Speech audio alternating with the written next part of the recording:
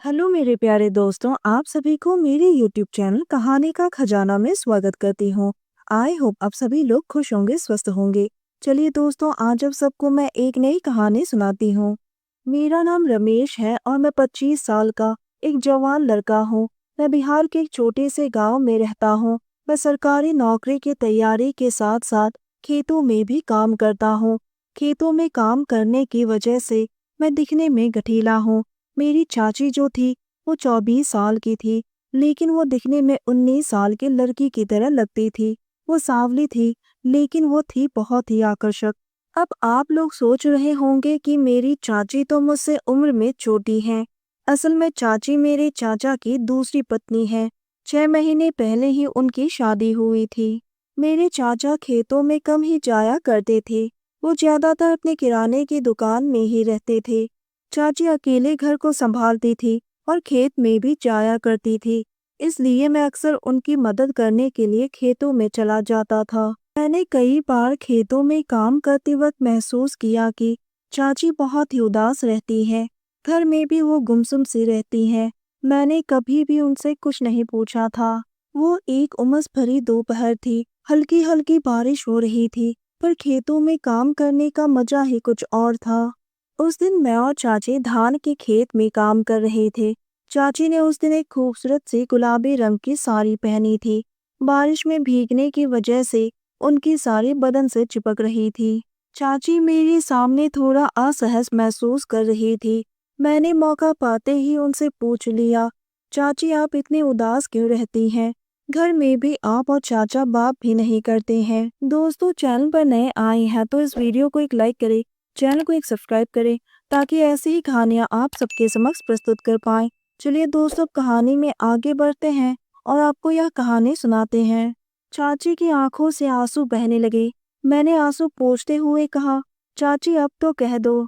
उन्होंने कहा कि शादी की पहली रात जब तुम्हारे चाचा ने मेरी घूंघट उठाए और जैसे उनका हाथ मेरे शरीर पर लगा तो वो एकदम से पीछे हो गया और कहने लगा, तुम्हारा जिस्म तो एकदम मर्दों जैसा है। तुम में तो औरतों वाली खूबसूरती है ही नहीं। मैं तुम्हारे साथ नहीं रह सकता हूँ और ना ही तुम्हारे साथ कोई संबंध बना सकता हूँ। मैंने क्या सोचकर तुमसे शादी की थी और तुम क्या निकली। चाची की बात सुनकर मुझे बहुत बुरा लगा और अगले दिन मैंने चाची को एक टैबलेट खाने को दिया। चाची ने पूछा, रमेश ये क्या है? मैंने कहा, चाची ये एक विटामिन है। अगर आप इसे खाओगी तो आपकी खूबसूरती बढ़ने लगेगी और आपकी कमजोरी भी दूर हो जाएगी। कुछ ही दिनों में मुझे चाची के शरीर में बदलाव दिखाई देने लगे। उनकी उभारें बढ़ने लगी और उनके चेहरे में एक अलग ही चमक दिखने लगी। वो एक भरपूर जवान औरत की तरह दिखने लगी थी। धीरे धीरे मैं उनकी तरफ आकर्षित होने लगा था। उनके साथ ज्यादा से ज्यादा समय बिताने लगा था। वो भी मुझे मन ही मन पसंद करने लगी थी। हम दोनों घंटों खेतों में साथ समय बिताने लगे। धीरे धीरे हमारी नजदीकियां इतनी बढ़ गई कि बस मांग में सिंदूर भरना बाकी था। इन सब के बारे में चाचा को कुछ भी पता नहीं था। मेरा तो मन करने लगा था कि मैं उन्हें लेकर कहीं भाग जाऊं।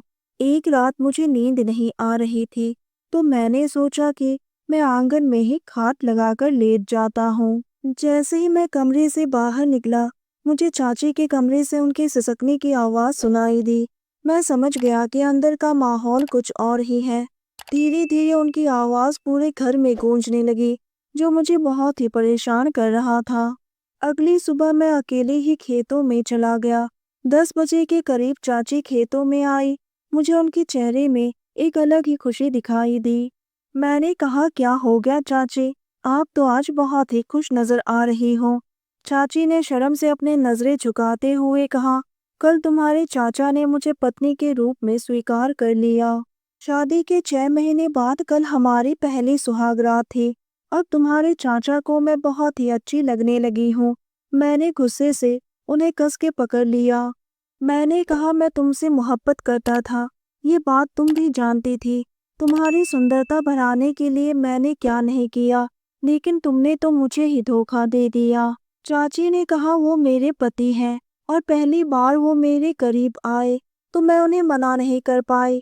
रमेश, तुम मुझे भूल जाओ, इसी में हम दोनों की भलाई है। रात को सब खाना खाकर सो गए। उसके बाद मैंने अपना सामान पैक किया और बस पकड़कर शहर आ गया। मैंने यहाँ शहर में अपने लिए एक नौकरी ढूंढ ली। अब तो 3 महीने हो गए हैं। मैंने चाची को एक बार भी फ़ोन नहीं किया और ना ही उन्होंने मुझे फ़ोन किया। तो दोस्तों, यह कहानी सुनने के बाद आप सबकी क्या राय है? हमें कमेंट करके ज़रूर बताइए और साथ इस वीडियो को एक लाइक करें, चैनल को एक सब्सक्राइब करें और नोटिफिकेशन बेल को भी ज़रूर दबाएं ताकि अगली अपडेट सबसे पहले आपको मिले। दोस्तों, आपके एक लाइक और सब्सक्राइब से बहुत ही मोटिवेशन मिलती हैं कि हम ऐसे ही कहानियाँ आप सबके समक्ष प्रस्तुत कर पाएँ। आप सबने अपना कीमती समय निकाल कर इस वीडियो को सुना, इसके लिए आप सभी को धन्यवाद कहती हूँ। धन्यवाद दोस्तों।